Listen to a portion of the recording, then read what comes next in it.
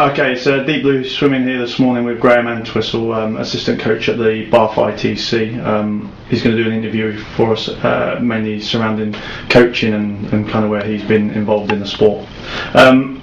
Morning, Graeme. Can you give us a brief run through of your coaching career and background to date? I was a swimmer at Stockton Aquatics from a young age, but then stayed at Stockton for my coaching career really. I started at 16-year-old, just teaching on the pool side and helping out, but then the club folded and I decided to start fresh when the council pool closed down.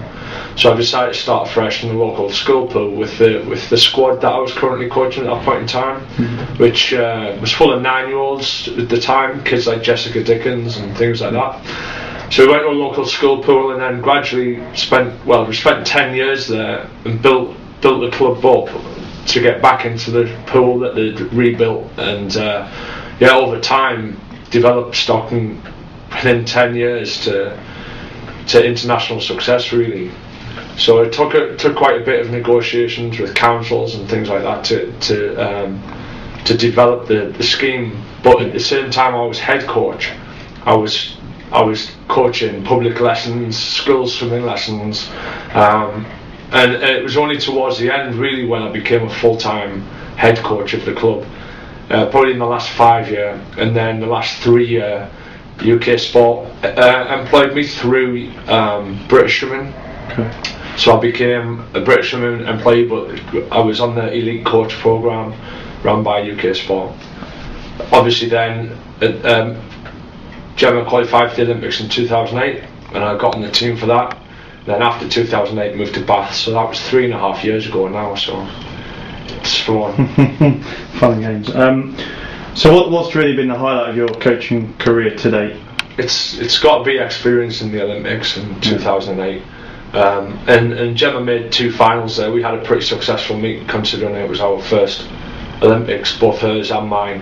And I think it was just a nice relaxed atmosphere. That year we had some good success in the World Short Course in Manchester, and I think that developed our confidence and we were able to have a good year out of that. So.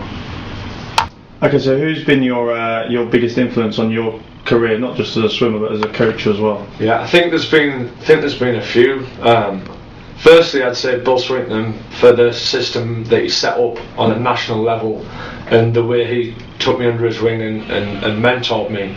But he put in place at the time the START programme, which put me first onto the ladder. Yeah. And I'd say Fred Kirby was the regional development for the whole of the north. Yeah. And because he lived locally as well, he lived in Middlesbrough, which is 5 minutes away. He would often pop in and we'd often discuss training, and he'd just he'd be critical, but at the same time, and offer his opinion, but at the same time not impress on me what he thought the way I should coach. Yeah.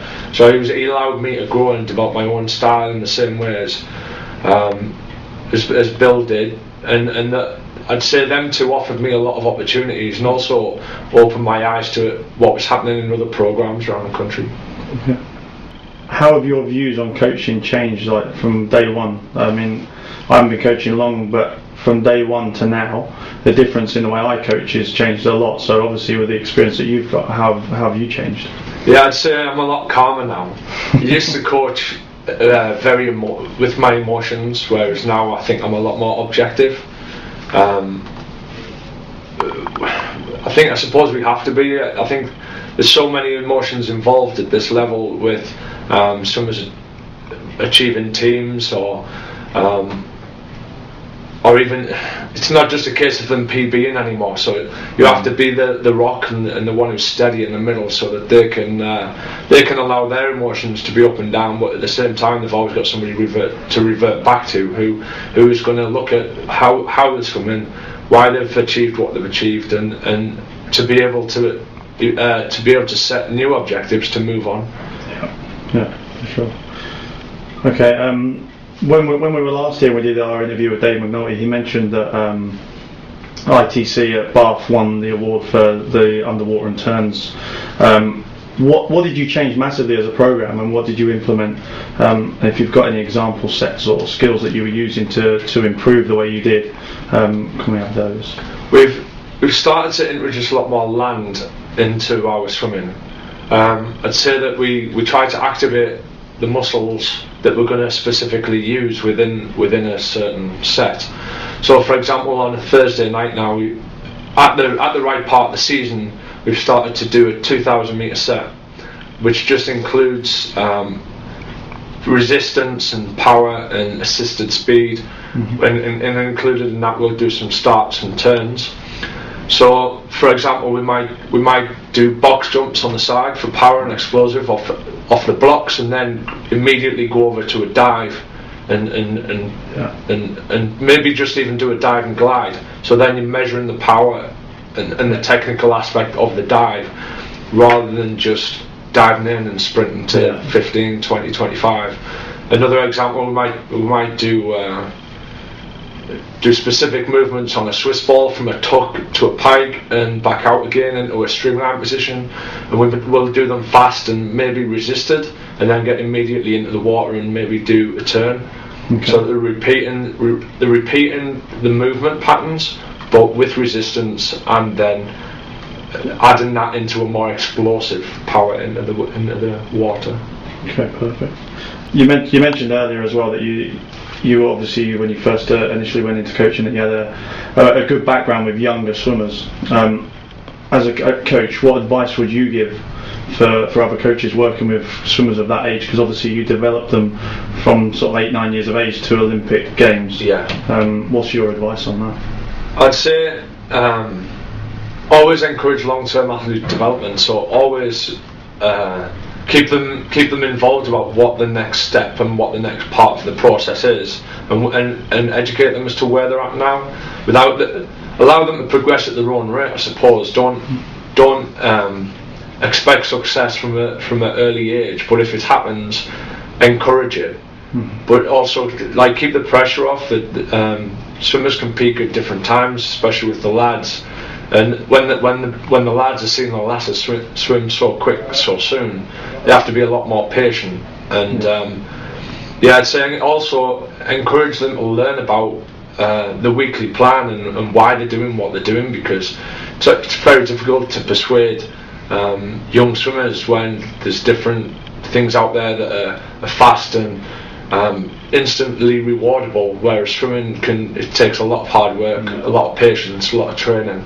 So you've got to educate them that 400s or whatever is going to actually be beneficial to them, even though it's a long, hard slog at the time.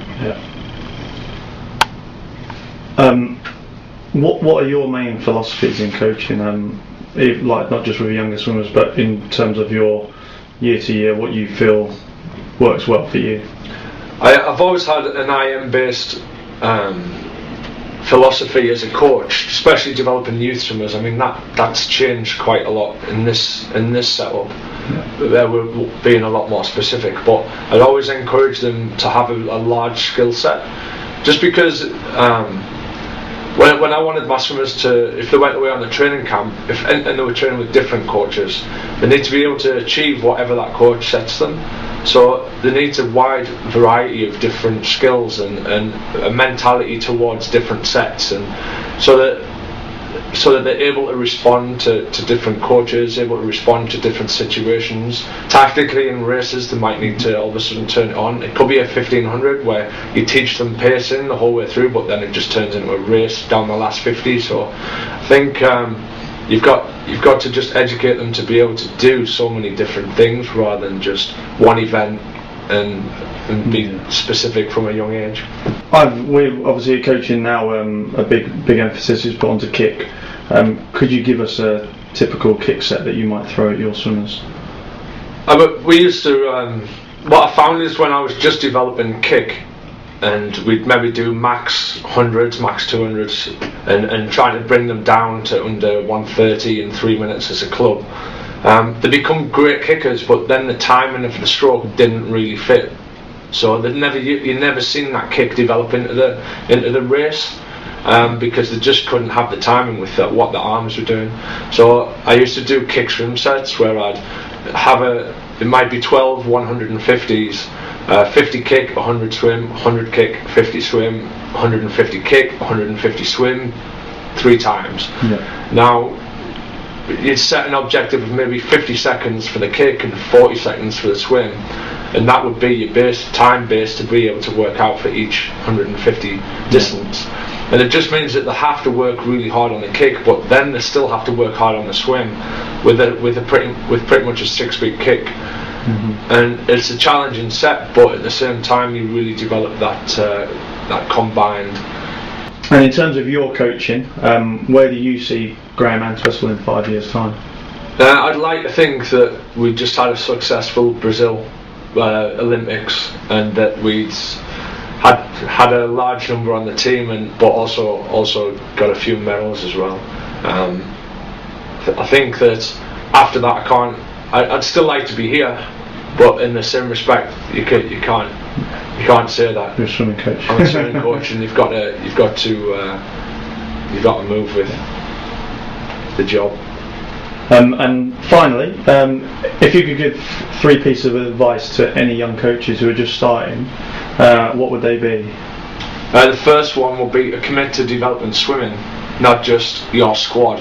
So get involved with local schools, get involved with the swimming development program, and that's gonna in time bring you more success by developing the sport within your area, not just concentrating and being sole-minded on the job that you have. And sometimes that's difficult when you're coaching somebody you're getting a bit of pressure to put them on teams. But once that swimmer's moved on, then who's your next best swimmer coming through? So that's the first one. I say be patient. You don't get overnight success. It takes 5 to 6 years to develop a club to the level that you want, where you've got consistent stream of kids coming through. And thirdly, I'd say that commit and be loyal to your program, because moving around, you might maybe get a higher salary, but at the same time you need if you're loyal to your club, then you'll gain trust in your swimmers, in the parents, in the committee and the council, and you'll be able to develop something really special, rather than just moving on to the next job and maybe not educating yourself to the same level. Okay, that's perfect. Thanks very much, and obviously good luck in this last cycle going into the games. Cheers. Right.